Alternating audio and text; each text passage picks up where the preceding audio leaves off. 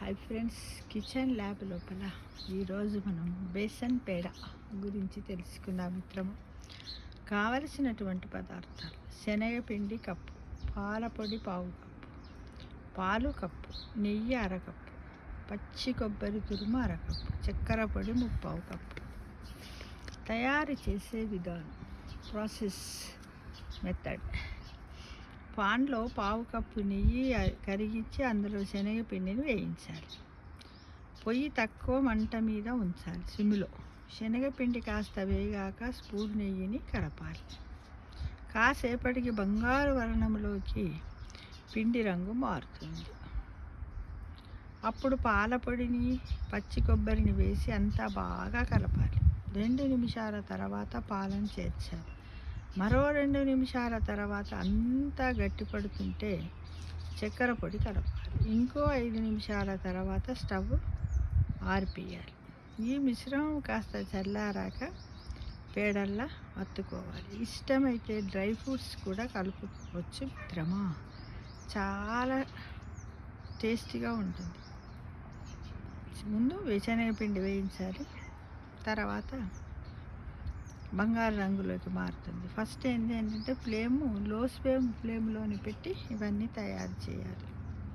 తర్వాత పాల పొడి, పచ్చి కొబ్బరిని వేసి అంతా బాగా కలపాలి. అప్పుడు పాలను చేర్చాలి.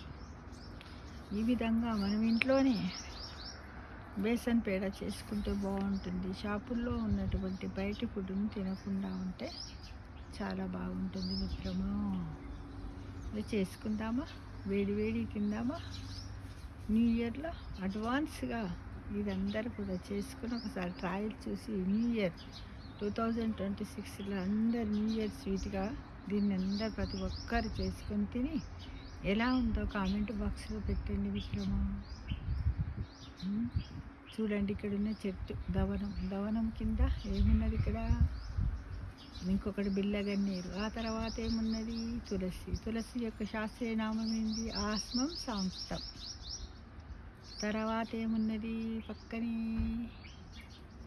గోంగూర, అంటే దాన్ని పుంటి కూర అంటారు.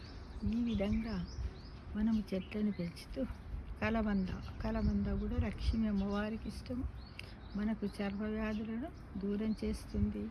మన చర్మాన్ని మృదువుగా ఉంచడానికి ప్రయత్నం చేస్తుంది. జుట్టు కురులకు కూడా షాంపూ లాగా పనిచేస్తుంది మిత్రమా. ఈ విధంగా గార్డెన్ను మనం ఏర్పరచుకుంటే చాలా ఆనందంగా ఉంటుంది కదా. అందరు తప్పకుండా ఇంటి ముందు గార్డెన్ పెట్టుకుంటూ దీన్ని చూసుకుంటూ ఇంట్లోకి పోయి ఇలాంటి బేసన్ పేడాన్ని చేసుకుని తింటూ ఆనందంగా గడపాలి. అందరికీ కూడా advance wish you happy new year for 2026. మళ్ళీ కలుసుకుందాము, ఓకేనా?